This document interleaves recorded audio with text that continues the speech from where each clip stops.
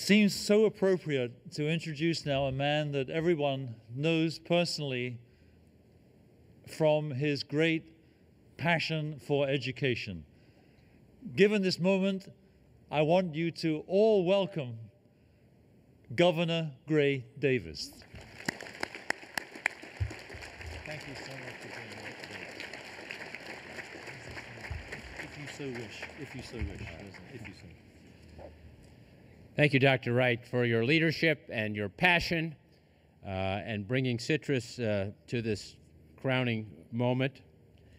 President Yudof, it's a thrill to have you from Texas. It's after a California private university lost the University of Texas several years ago, we're finally even now that we have you at Berkeley.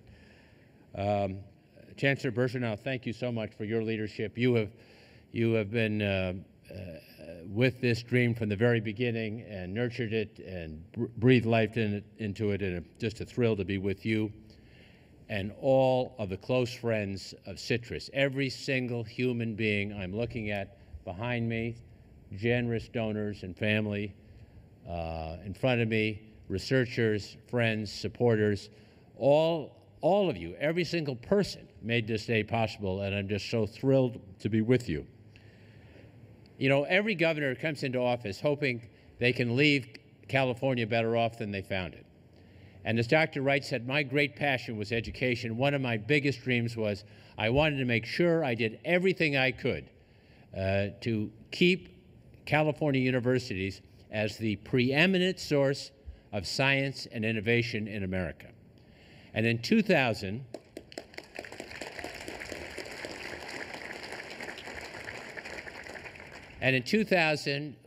before the dot-com bubble, we had the dot-com, the flip side of it. We had all the benefits of it. We had plenty of money. And one thing you learn as governor is, boy, you got to spend that money on one-time projects. You know, we don't want ongoing projects because we know hard times are coming, and we're seeing them in spades now. But I had a version of hard times in 2002 and 2003, and my friend Governor Schwarzenegger, unfortunately, is dealing with hard times now. So one thing you want to do is find one-time projects for this money. And someone came to me, the dean of Richard Lerner, the dean of the Scripps Institute. He said, you know, a great thing to do and be a great way to follow on Silicon Valley and the creation of the biotech industry, be like a booster rocket to academic innovation in California. Let's create 4 centers of science and innovation. And you put up the money and you challenge the universities to more than double the money that you raised. And so I did that. I proposed that to the legislature. Happily, they allowed me to give $400 million to build 4 institutes. And I challenged President Yudof's predecessor, then President Atkinson. I said, President Atkinson, I want you to raise at least $800,000. He raised about $1.2 million for some of the initial research at these institutes. And that was a great time to do it, 2000. Trust me, if we tried to do it in 2001, 2002, 2003, there wasn't the money. But we did it at the right time, and we have together created something very special. Citrus, I'm particularly proud of Citrus, and I want to tell you a little anecdote.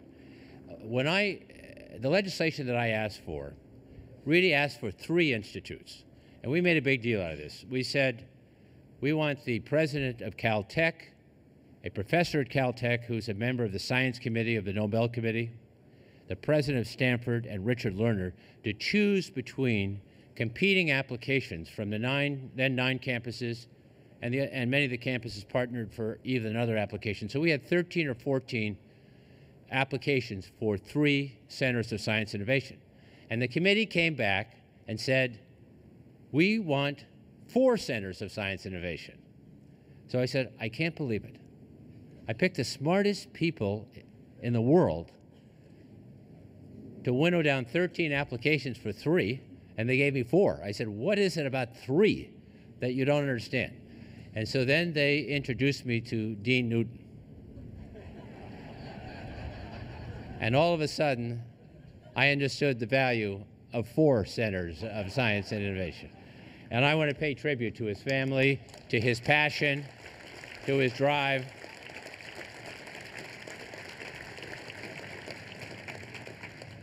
But in a very real way, even though Citrus headquarters is the last one to come online, it can easily be the best institute because it has the broadest and most exciting charter. Its charter is nothing less than to identify the most pressing problems before society and to provide solutions to those problems.